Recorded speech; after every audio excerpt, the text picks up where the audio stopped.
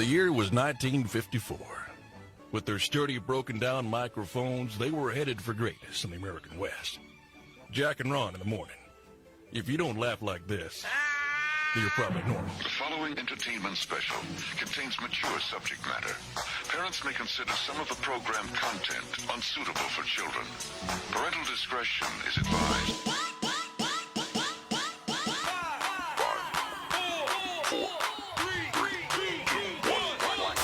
It's the bad boys of radio. Here's Jack and Ron. Hey, how are you today? Oh, I know. You're quarantined. You're confined. You're living under a roof with a bunch of other people who can't leave either. And probably some of them you don't like. We understand. We totally get it. Yeah, it's Jack Elliott, Ron Williams, America's two favorite jackasses, and a couple of radio refugees. Here on this Monday in a rainy one in Oklahoma City. If you're watching in other states, we're getting hit with a deluge today. If you're watching around the world, we've got a pretty interesting guest on the show today here in studio at the 616 Studios, which is owned and headed up by the proprietor here, Chad Lunsford, who does such a great job. The main man. That's right here at 616 Studios. We have a special guest, Mateusz Gugalka. Did I do it right? Close? All right. Just go by Matt, okay. Matt, perfect. That's good. See, he's helping us out, man. These guys can't even say my name. So we'll talk to Matt here in just a little bit. He actually spent time at the GW Exotic Animal Park with Joe Exotic. He lived in a trailer down there for a while. He shot a lot of video, and he has plenty of information to share with us. Some of it, I understand, was not even shared in the Netflix documentary. We'll find out all about that. I will say this. I have not seen the entire program, but I've seen enough where when we leave today, I'm going back home to take on some more chapters. And you guys are crazy. When I say crazy, maybe I should say there's some crazy things going on. Not that you guys are crazy, but there's crazy. My sister said her head was spinning from watching this thing. It's great. If you haven't seen it, Tiger King on Netflix, a 7-part Netflix documentary on Joe Exotic from right here in Oklahoma, down there in Wynnewood, Oklahoma, which is about a 45-minute drive from here, I believe.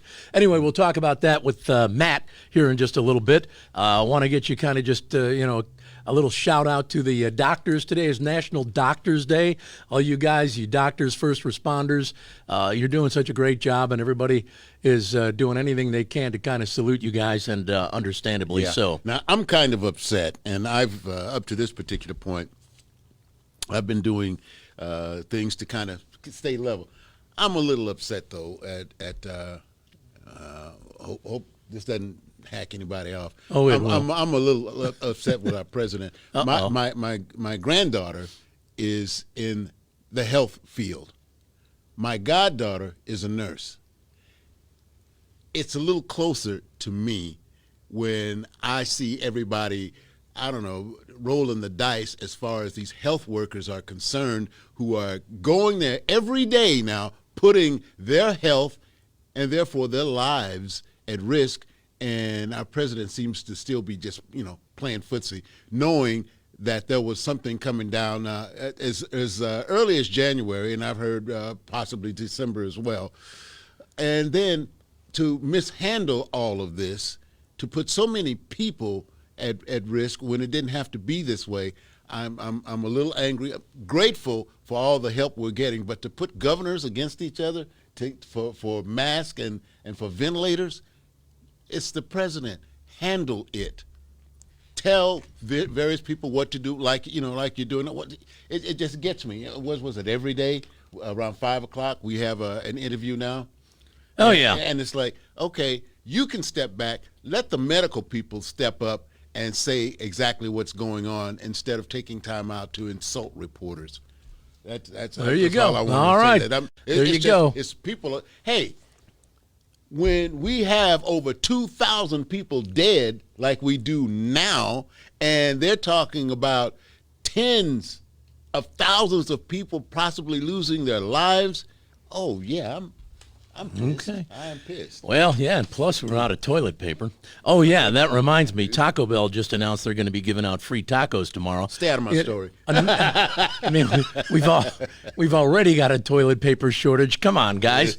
Yeah, they got, what is it, the Dorito Loco Taco. The Yeah. Doritos Loco Taco, free tomorrow That's right. at your local Taco Bell. Good luck. Yeah, it's part of their plan to convince people to quarantine by making them afraid to stray too far from their toilet. But thank you, Taco Bell, for the free taco tomorrow for everybody coming through the drive-thru. I saw something that was kind of interesting, too. It doesn't have anything to do with Taco Bell or anything of that nature, but the average woman, we're talking about sex here, the average woman has an affair 7 years into the marriage. That's why they call it the 7-year itch. That's right. Now, sex with the spouse, 4 out of 10. Sex with the affair partner, 7 out of 10. All right. So, what do you want to be? You want to be the affair partner, or you want to be the spouse? I just want to be whoever's getting it. You want to be the affair partner. Then. Hey, here's something I thought really interesting about this coronavirus thing, this COVID-19, is Mexican protesters. Down there on the Mexican border, American-Mexican border, Mexican protesters shut down a border crossing in Arizona this week because they're worried about too many Americans flooding across the border, bringing the coronavirus with them. So there's something to think about. What? Yeah, honest. I swear, they're worried about Americans coming in and, infecting everybody down there. Well, have you looked to see Mexico has one of the lowest incidences of infection in the world. And that's why they don't want us traveling into their country. One other thing real quick. A donut shop in Rochester, New York, put an edible picture of Dr. Anthony Fauci, you know, the guy you see on TV every 5 minutes. Yep. They put his picture on some of their donuts, and they're selling like crazy. All right, shall we talk to our guest here today? I'm real excited about this. Our guest is, I want to try again, Mateusz? Mateusz? Matt. Mateusz. We'll just call him Matt. Yeah, there you go. Originally from Poland, correct? Yes. And you'd like to go back to Poland, but right now, because of this situation that we've got going on in the country, there's limited travel, obviously, and so you can't go back to Poland right now. Yes, I've been stuck here for a while now, waiting for them to reopen the borders again. Do you have any idea when that might be? Poland extended their closures of flights for another, I think, 20 days or something like that. Okay. So at least mid-April. I have my ticket for the end of the April, so but I'm ready that I'm going to have to stay here. So very well. No, that's weird because usually they're letting people out of the country. It's just letting them in. Yeah. Well, on our part, I mean, you know, you want to leave? Okay, but most of the time, you want to come in? Hold on, 14 days, baby. You have to wait. But Poland is one of the first countries that actually shut down all of the borders completely, shut down all the flights and everything. So it's like you can't go in or out of Poland, really. When did they do that? Could you give us They did that on the weekend of 13th, I think. They shut down all the borders. Oh, the 13th this month? Yes. Okay. Or something like that. Yeah, so they be, I think maybe before that even. Yeah. Well, Matt would like to get back to Poland, to his homeland, but right now he can't, so he's stuck with us. So we're gonna grill him. Yeah. So Matt, I don't know if Matt realizes this, but Joe Exotic visited our studio when Ron and I were working at a local radio station here in the city about 18 years ago. Maybe he came in, brought a baby tiger with him, and we had him on. And he was a very flamboyant character, but at the time really congenial. And he was just, I think, at that time maybe launching this whole concept of the exotic animal park down there in Wynnewood, Oklahoma. But he was in the studio with us, seemed like a great guy. But over the years, I think people change sometimes. Yeah. Was he? I mean, he packs a gun all the time. To your knowledge, even when you were in those surroundings, was he still packing a gun every day?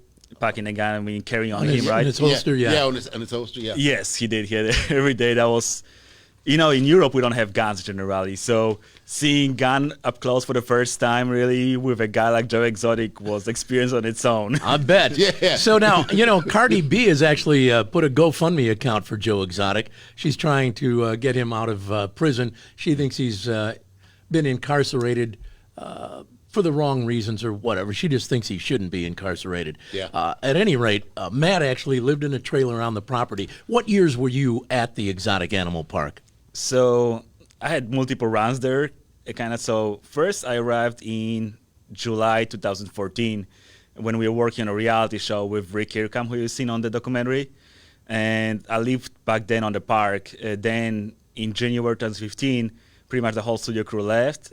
then when the studio fire happened, I came back again to help Joe rebuild it. So I stayed there from like March 2015 till, I want to say, close to May 2016. Okay. And after that, I will come back every couple of weekends to help him out because he needed help with his studio equipment, with his cameras or something. So. So, Go ahead. so I was going to say, so some of the footage that you shot prior to the fire at the exotic animal park, some of the footage you shot was actually included in the documentary? Yes, including some of the music videos I did for him also. Well, I have a question. Did he ever really sing those songs? No. Of course not. He told us that he did, but we knew it wasn't him.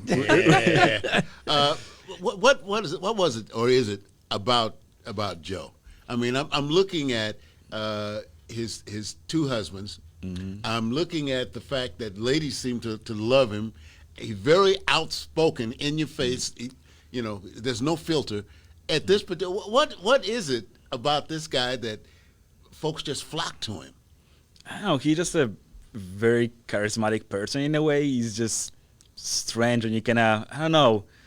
People who knew him, we had that kind of reality show. Do you guys seen the docu series? Yeah, we had that going for years. So like all of you are, everybody who watched this is kind of drawn to it to watch it right now. That's what we had that going every day, and we were scared for our life. But at the same time, we were like, what's gonna happen the next day? What's gonna be the next episode of Joe Exotic? Kind of, what's gonna happen tomorrow? Wow. Was it ever fun? I mean, did you find yourself having a good time while being at the exotic animal park with Joe Exotic himself? Or living in fear? Or living in fear. Right. No, that's actually, I had a lot of fun. There were moments when it was strange, but most of the time I had fun, and I don't know, it was just a cool experience to work there and be around all those animals and people like Joe Exotic. Just something that seems like it was unreal, like a fairy tale, a weird fairy tale. What's the strangest things? You said sometimes it was weird. What's the weirdest thing you saw or experienced? The weirdest thing I've seen. There's just so many of them. Too much to go through. Yeah, it's like picking out the weirdest one. There was something going on every day.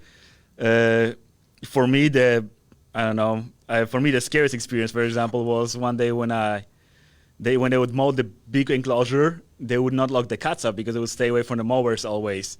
So I was filming through the cage to see how, but the cage was in the way, so I asked Eric if he can stay next to me, and I'll walk in and get some shot without the cage in the shot. I walked in and I started filming something, and I think Eric didn't realize that I stopped to film. He started walking. The next time I looked down, there was a tiger right by me, kind of trying to swipe me because I didn't have anything in my hands besides the camera. So yikes. That was one of the weirdest experiences. I was like, okay, that's my day. I'm going. Aside from the girl, what was her name? What was the girl's name who got her arm severed? Saf. What was it? Saf. Aside from her, did you ever see anybody else injured by a tiger down there, or one of the big animals? Cats. Any of the animals? I mean, besides Joe being dragged one day by his leg, that was there.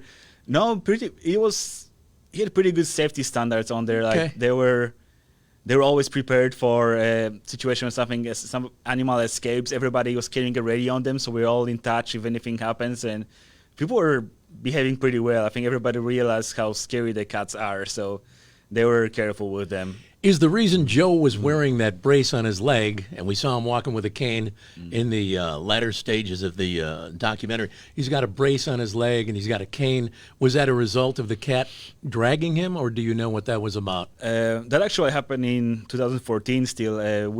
He always before the tour, he would do a little show of two tigers and talk about them and tell how he raised them. And one time the tigers were feeling a little playful and started jumping around, and they accidentally tripped him over, so he fell down on the ground, and I don't think there was anything serious that happened to him, but he started wearing the brace, and I think that gave people sympathy towards him, and he was like years later he was still wearing that brace. There you go, Joe. Sympathy for Joe. This works. Okay. They seem to be sympathetic toward the fact that I look like I've got an injury. Okay, so did you know most of all the people that are featured in the Netflix special? Yes, I knew everybody who was here locally. I didn't know like Doc Antel or Carol Baskin, never met them, but I met everybody.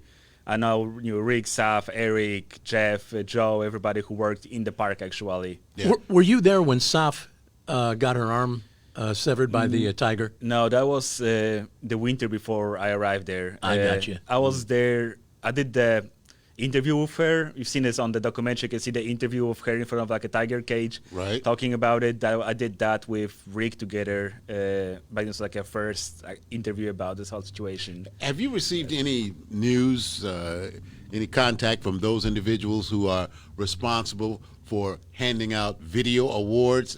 When you look up, I mean, there are so many people, and I'm one of them. I was late getting started on it. I was talking to a friend of mine, Roy Lucas, last night. He says, hey, it's on his binge list. And everybody, what was that, Meghan McCain on The View, she mentioned that she had started watching it. And I'm saying, holy moly, when a show gets this type of response, usually in about a year's time, then they start handing out various acknowledgments. Anybody talk to you yet? Or are you expecting anything like that? I mean, because there's a lot of work going into this, into this monumental story. That would go probably to the production team that actually produced the docuseries for Netflix, since I was mostly just kind of helping them with some timeline stuff, and I had provided some footage for them. I would probably not get any award for it.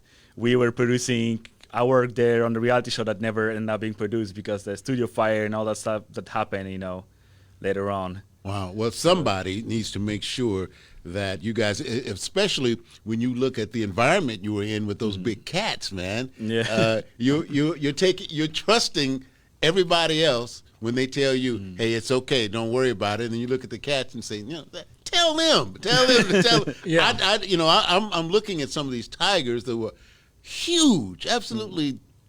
I mean, you weren't 400 pounds. That's pretty big. Yeah. You weren't afraid at all.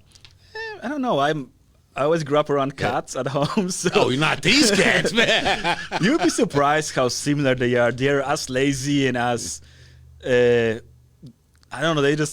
They're like just really like small cats. They're just much bigger, so They just get used to you being around them, I guess? Yeah. Same like, you can have a house cat used to some of your pet being around. Have a pet guinea pig or something. They can get used to not eating them. Same, I think, with the tigers. They just get used to people, and all of them are really sweet. I wouldn't try to pet them through the cage because they are, used to receiving food that way and everything. But I've seen Joe or later Jeff go in with them like nothing, and they will just, just play together, and they were all fine.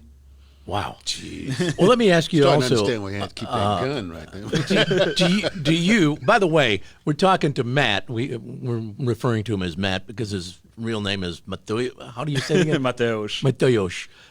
And he's from Poland, but he actually lived on the Joe Exotic GW Exotic Animal Park for a spell. Lived in the trailer, shot a lot of video with Joe, worked with all the folks down there. He was there prior to the time the park caught fire. He was there afterward, helping Joe rebuild. But in the meantime, you knew all the people that were in the documentary that Netflix has put together. Do you have video yourself of anything that wasn't in the documentary that might be of interest to people? Do I have any video? Most of that video that will be interesting, I think, burned down. There was some interesting videos from the trailers before when I was on the first run there. It was generally we're not allowed to party, but there were some pretty big parties out there going on all the time. And there was also this one time when Rick decided to make a prank to all of us from the studio that he decided that he's going to bail on the whole show. We came to work in the morning just to find out that the show is shutting down, the studio is shutting down. We have 5 minutes to pack up our stuff and leave the park. Wow. So, for a guy who was there from completely other part of the world, I just walked in, I was like, oh my God, what I'm going to do now? Now where do you go? It's going to be homeless in Oklahoma City or something. Let me ask you about Jeff Lowe. Now, Jeff Lowe is currently the owner and operator of the GW Exotic Animal Park, correct? So Jeff owns the park. He operates it right now, but he's also supposedly working on a park down in Thackerville, about a 40-acre park, which will be pretty much the same type deal. How is the park coming down there in Thackerville first? So from what you can see on the documentary, a lot of the partners, like your first partner up, they didn't end up being very reliable. So he's doing this by himself now. And last time I spoke with him, he said that he's trying to open that towards the end of the summer. Okay. But, right now in our tornado season, and it's going to be raining pretty much every day from now on till May. Right. So it all depends on the weather, I think, because he has a lot of zoo is mostly outside stuff, so it's enclosure to well together and everything. So that stuff might get in the way. I got to know, where does Jeff get his money? I mean, maybe you don't know, but that would be a big question. Where does Jeff get the money to put together an animal park like this, an exotic animal park on 40 acres down in Thackerville?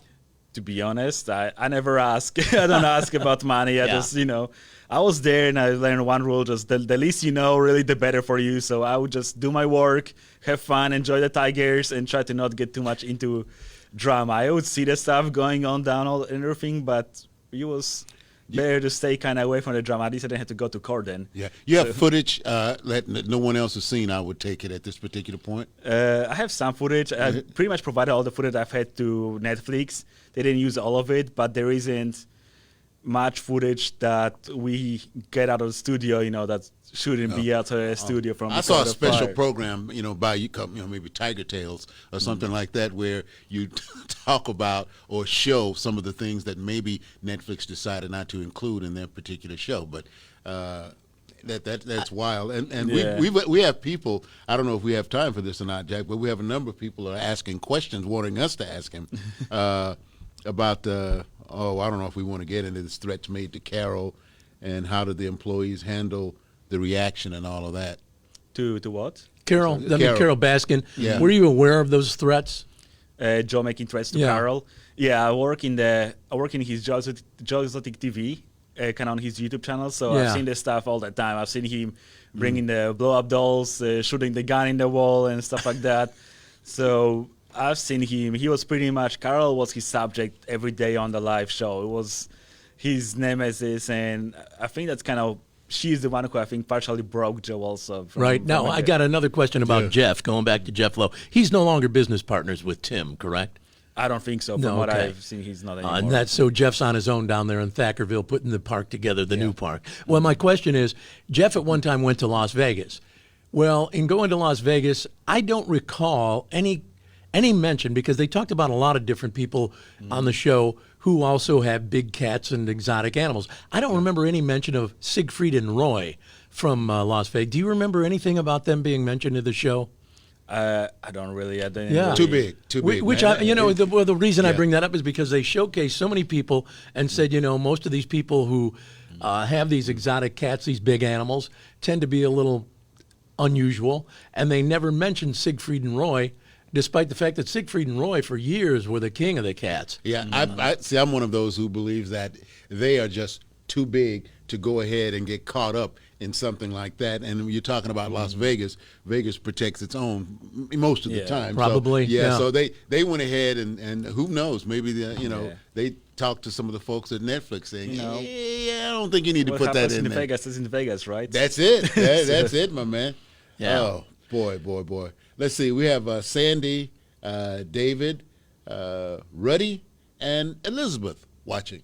Yeah, we got a bunch of people checking out. And Ruddy wanted to know, is it true that Joe Exotic actually painted tiger stripes on ferrets, the little animal ferrets? Did he paint? No, I never seen. Maybe it happened before I was there. See, these are the kind of things I never that seen something like that. Rumors get started, because of the fact that these things get out of hand sometimes. So now, what do you think? I mean, and you just give your own opinion or not. Do you think he got a fair shake by getting 22 years in prison, Joe Exotic? Do you think he got a fair sentence, or do you think it should have been a little lighter? I don't know. I think I'm not a professional, like I'm not a lawyer, or I'm not a mental professional, but I think he was losing his mind slowly because of all this drama going on and everything. So I think he needs what he needs is a good rehab and some mental help probably. Yeah. I'm not sure the jail time really is gonna be beneficiary for him. He was just a person that I think just broke and lost his cause.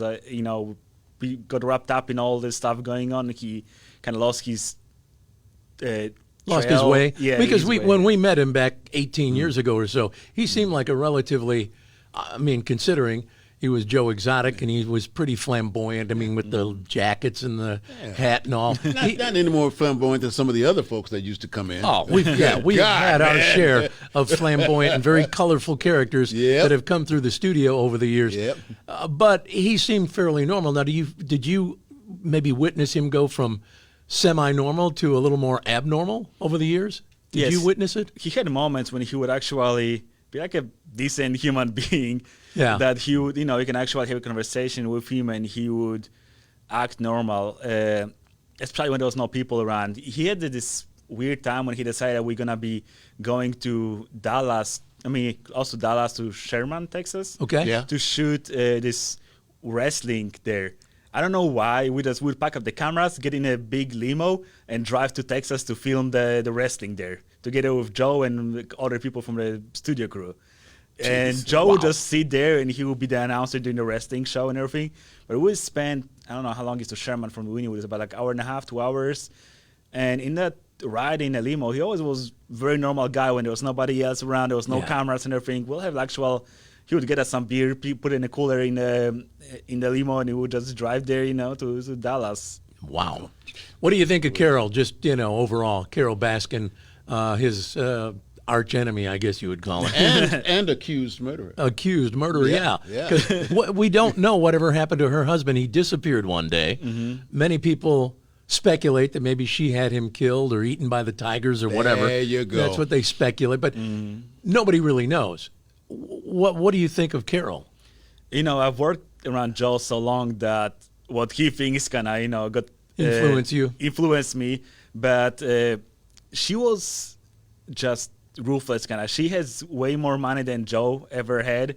So, and I think she knew she's never gonna win, but she kept dragging him for depositions, court cases all the time, just dragging him over and over. And she knew that the money that he could spend on helping the animals and the money she could spend on helping the animals, she was drowning all that in lawsuits all the time.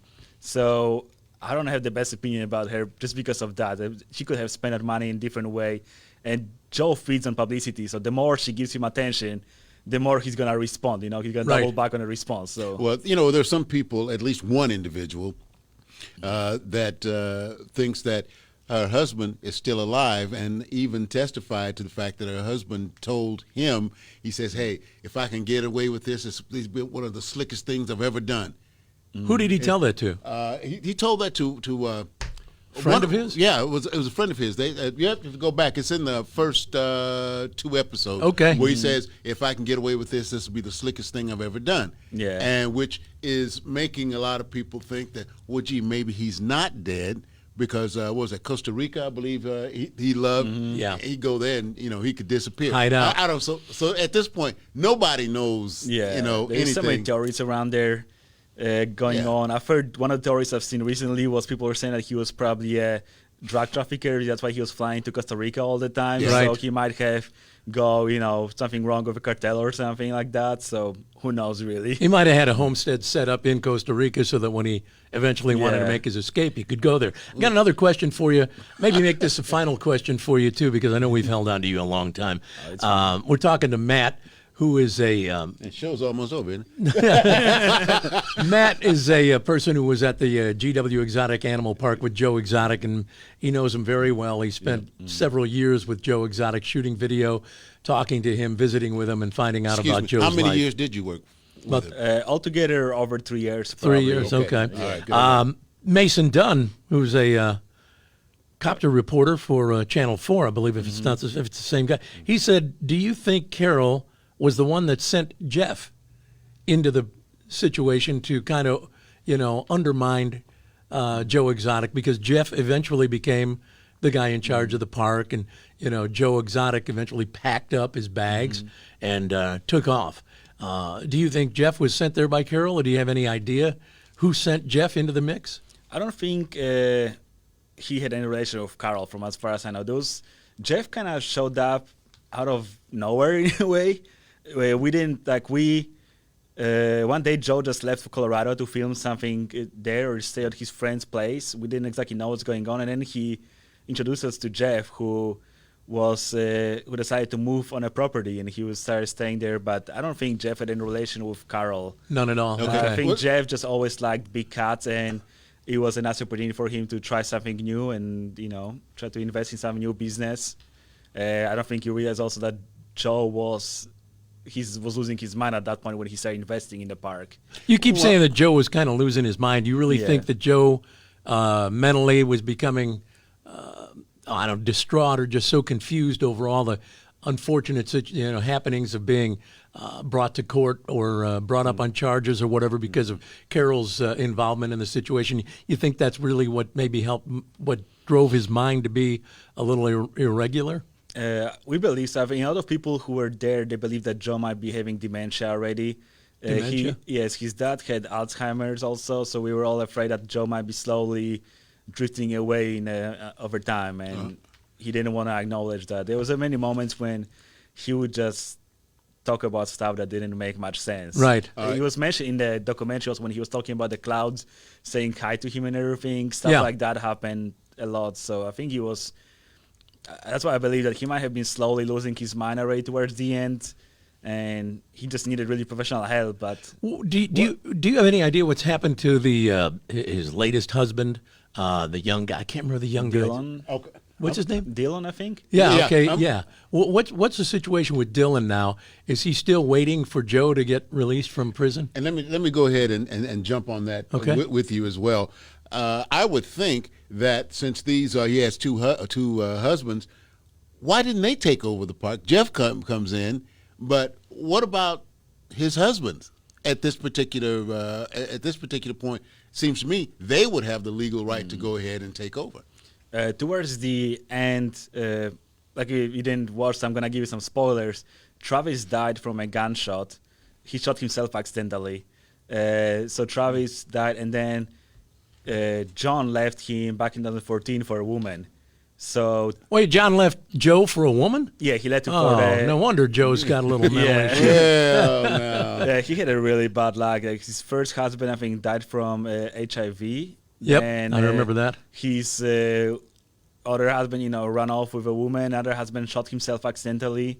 So there's nobody to go ahead and take over. Yeah, John was the one with all the tattoos. In fact, the one just above the pelvic region that said "Property of Joe Exotic." Yes, yeah. Is that the one that had the tooth missing? Had the tooth, but he's got a full set of teeth now. I understand. Yes, he does. He looks like he got a full set, and he was also. I saw him. He did an interview with TMZ, talking that the documentary people they had an interview and they shot him getting the new teeth, and they just decided to never show that. So he was a little upset that they didn't show the full story about him. They kind of show him as this, redneck kind of no teeth, meth addict guy. Yeah.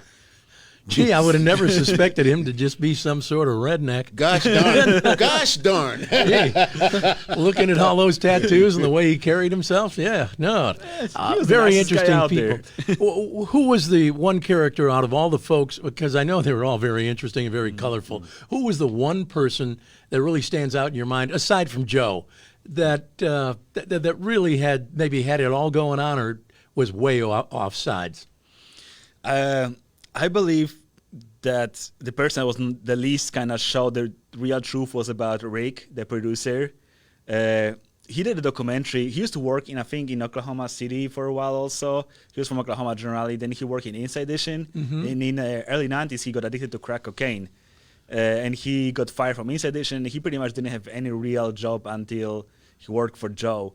So when he came on there, he was generally telling Joe that he's a big-time producer coming in there to produce a reality show with him. And pretty quick into it, he started getting hooked back on pills and alcohol. So that was a thing that wasn't shown much because we were there working. Good combination, yeah. We were there working under Rick, who pretty much couldn't get out of bed half the time. And now in the documentary, he pretended to be the guy who had everything under control. So I got you. That was a little... Jeez. And then the man who had his legs removed because of the zip line accident. Yeah. What was his name again? Was Rink. That's right. Yeah, Rinky. He seemed very normal, it seems to me. He seemed, of all the folks there, he seemed to be a pretty level-headed individual. Is that the way you perceived him? Yes, I think he was one of the most normal people there. He just wanted to come in there, care for the animals, and play with his lion, Bone Digger. I don't know if you've ever seen the video of Bone Digger with little Winnie dogs. That was it was his pet. He would always go in and sit with Bone Digger and play together with him and the weenie dogs around there. Yeah, the weenie dogs. That was interesting too to see weenie dogs around giant cats. Yeah, that was interesting because you would think, wait a minute, these two are not going to cohabitate. You're not going to have a little tiny dog like that around a tiger without the tiger taking a nick out of them. Dogs and cats, man. Yeah. Maybe it's something that's inbred like that. Yeah. Hey, it's a dog. I don't like dogs. Yeah. Maybe that was it. Yeah, there was an interesting story to Bondiger because apparently he was born with some problems with his legs, some calcium deficiency or something like that. So he couldn't walk around and eat by himself. So the Sweeney dogs helped to raise him from the baby. They would bring the food to him and feed him. So they grew up all together, and then he outgrew them very much. But they were way older than Bondiger. All right. I had heard, and I don't know if we're talking about Carol's or both Carol's and Joe's, that they were very, very successful as monetarily. For Joe? Yeah, and I guess for Carol too. But they said that he did okay money-wise. Yeah, I don't think he was doing bad. He was buying all the toys he wanted. You could see when he was getting all the trucks and guns for his husbands. I don't think he was the best in managing money, but definitely the park was bringing him a lot of money because during summer that park would be packed every weekend. There is 2 tours per day, so each tour would bring up to 300 people. What did it cost to get in the park? Sorry, I had to think find. it was about $40 per person. Wow. So you can multiply 300 times 40 times 2. So. And then I also understand he would take little baby tigers to various malls. They showed this in the Netflix special.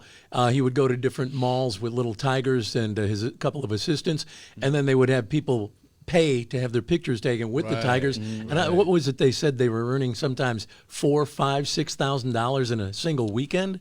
I think so. That was way back in early 2000s. Right. So I haven't been, but it seems like it was doing pretty good for them. But Sure. They had to stop because Carol was so much on them, and she started blackmailing pretty much all of the malls. I've never understood wow. the part that got me. I think maybe the one thing that gets me, and I don't have enough heart for Carol. But here, I just don't understand why she was so dead set on going after Joe Exotic for keeping these giant cats. And at one time he admitted to living with 247 giant cats. But she herself had cats. So I don't understand how one cat owner to another, it almost sounds like a competitive thing where she wanted to put him out of business because she wanted to be, I don't know, maybe more of a draw than him. Head bitch. Yeah. I think a lot of people believe that she wanted to be the only one. She just wanted, she didn't want to share that exotic cats world with anybody else. She wanted to be the queen of it, kind of. Sure. So Yeah. Well, they were accusing her of being a little shady in that Joe had to pay his people, whereas she was able to get all kinds of volunteers who would just run up and work for free. Right. And I'm saying, well, yeah, the playing field isn't level if that's the case. yeah, a little kind of sounded like a cult almost the way she runs that Right, race. right. And then the guy who rides the elephants, who has multiple wives or a harem of women. What was his name again? Doc Antel. Yeah, Doc. They just called him Doc. Yeah. He was something else. Now, the way he had that relationship with that elephant, that was pretty impressive. Where he could ride the elephant into the water and help the elephant bathe or whatever they did together. Yeah. And they had all the women, too. It's almost every time you see somebody who's involved with these giant cats or exotics, you begin to think every one of them is a little questionable to some degree. Is that your feeling? I think so. I think it's just like when you get to the point in life that you decide to own a bunch of tigers, you stop having kind of filter on, what's acceptable in society. You just start doing everything. You just start having a bunch of wives or husbands and everything. And Yeah, if I watched the show that I've seen of it so far correctly, that a lot of the workers there were inmates that when they came out, they have nowhere to go, nothing to do, and he gave them a job. That is true. He would not discriminate against anybody pretty much. He had just few strict rules. He didn't allow drinking on the park. He didn't allow dating on the park.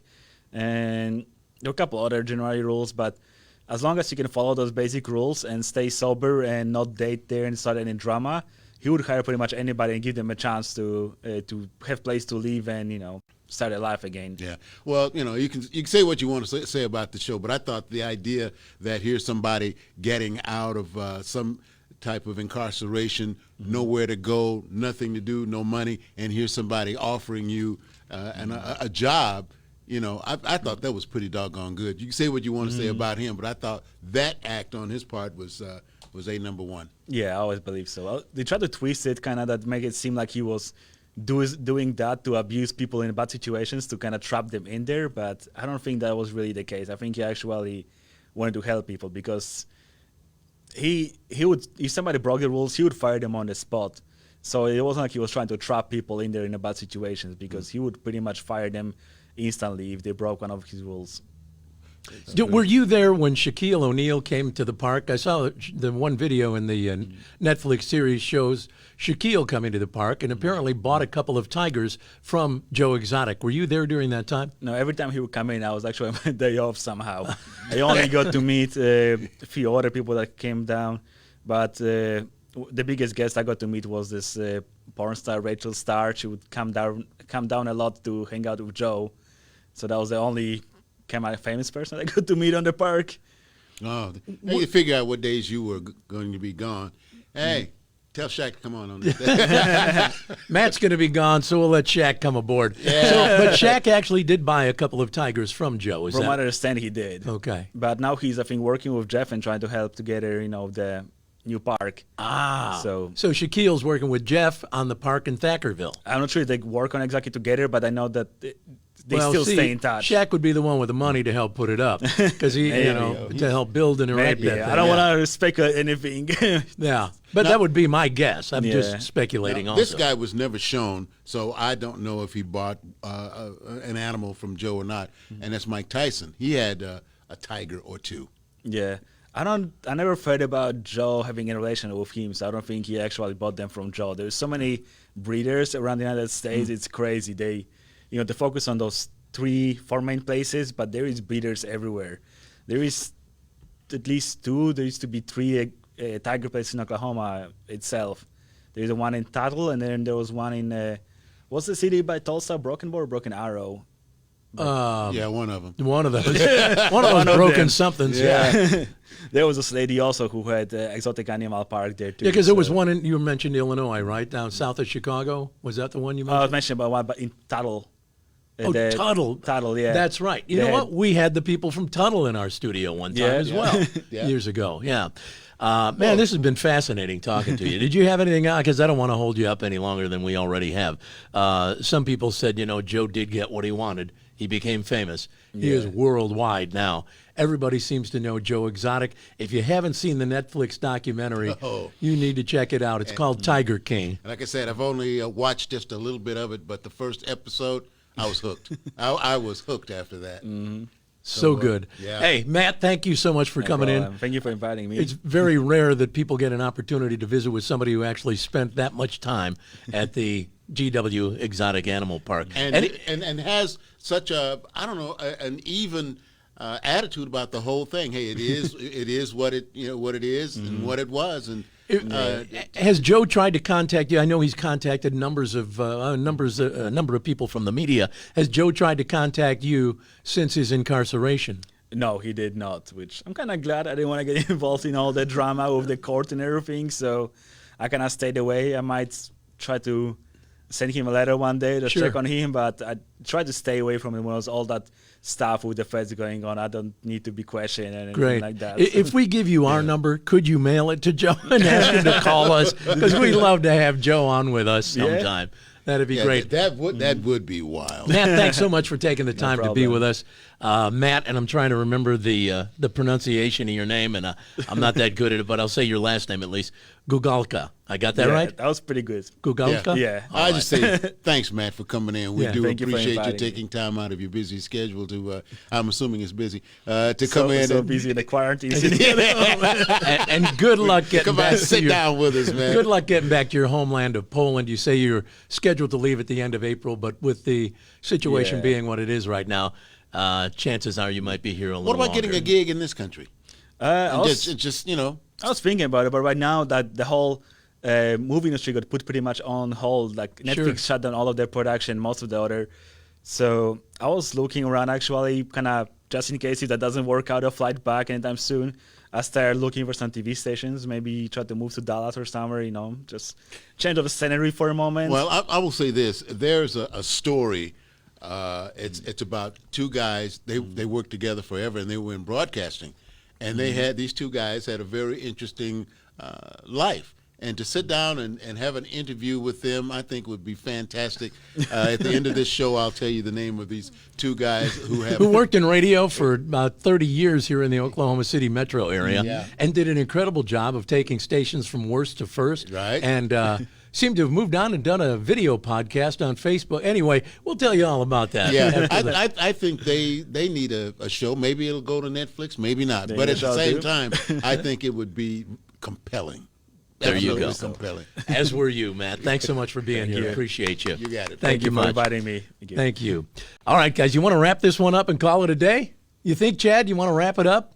And we had so many other things planned for the show. Well, let me do this one thing. We're going to skip Too Tough Trivia and what have you, but I had a little bit of Hollywood news, which next time won't be news. All so right. I wanted to throw that out right now. A cast of celebrities saying bad things. Gal Gadot, she plays Wonder Woman, and her friends singing Imagine. You think about the song and think about what's going on. Madonna calling the virus wonderful. Evangeline Lilly, and she was refusing Madonna to called the virus wonderful. Yeah. I think she was talking about people coming together and all of that good stuff. That makes sense. All right, WrestleMania 36 will be without Roman Reigns because of his battle with leukemia. He says he's not going to do it. Skip what you heard Friday. He won't be there. Meghan Markle will narrate a Disney movie next Friday called Disney's Nature's Elephant. British Prime Minister Boris Johnson is the first world leader to test positive for COVID-19. And yesterday, the virus took the life of country singer Joe Diffie. Joe Diffie was a good guy, too. Yeah. Very good country performer. Good guy. Yeah. And an Oklahoman, I might add, too. No kidding. Bobby Flay, he's worth $60 million. $60 million. Bobby Flay? Yeah. We had him in our studio 2 years ago. He was a hell of a guy, too. He came Matt, I'm telling you, this is a great show with these two guys, man. You get these two guys we're telling you about, Matt, you got yourself a hit. But he is worth $60 million, but he wants Americans to help him to pay his staff while his restaurants are closed. That sounds fair. I've been eating at his restaurant. Bobby, $60 million. The government is going to reimburse you to a certain degree, I think, as far as a small business, although $60 million doesn't indicate a small business to me. No. Let's see. There was a song that's out right now, Jack, and you may remember it. It's by the Police. Don't stand so close. Got it. That's it, baby. I had to know because of the social distancing, that would be the song. That would be. And finally, Kourtney Kardashian says she's leaving Keeping Up with the Kardashians after Kim Kardashian beat that ass on TV. Whoa. I don't know if you've seen it. I saw it. They got into an argument, and Kourtney started, got up in her face and was trying to jump on her, and she pushed her off, and Kim jumped up. Don't you ever come at me like that again. And she walked across the room, and Kim slapped the crap out of her, man. Wow. Anyway, it was bad. Kim won that fight, by the way. And now Kourtney is saying, I'm leaving the show. So we say to you, bye-bye. All right. There's your sleazy, trashy showbiz report for the week. Okay, one last thing I will do, and that is, and we've skipped most of the other features that we do on the show because Matt was just so interesting to talk to. Yeah. And since Tiger King seems to be the talk of the world right now. But we still have your dumbass joke of the day. And I made it a short one. Way to go. All right. There's a little kid crying outside his house. He's standing there crying, and some guy walking by goes, hey, young man, why are you crying? Kid says, well, my parents are inside the house fighting. He says, your parents are in there? Who is your dad? And the kid says, that's what the fight's about. There you go. There you go, baby. There you go. Hey, we're going to wrap it up. Thank you, Matt, so much for being here. That's one of the best one you've done in a long time. And a show is not a regular show, man. I like that. Thanks. Appreciate that. Hey, next week we'll do it again at 2 o'clock right here from 616 Studios. Thanks to Chad Lunsford, the proprietor here at 616. Man. He does a great job. Yes. And accommodates us like no other. Oh, yeah. He lets us get water. He lets us use his restroom. Yeah. Everything. It doesn't get any bigger or better than that. I don't know what else you could ask for. Not much. Hey, when you go out to do what you do, and I know right now you can't go anywhere, but in the future when you do go out, do it like we do. Be the very best at what you do. Be the best. Give it 110, 120, 130% effort. Like Jack and Ron. Go out there, give it hell. Bye-bye, everybody. Good day. And stay safe.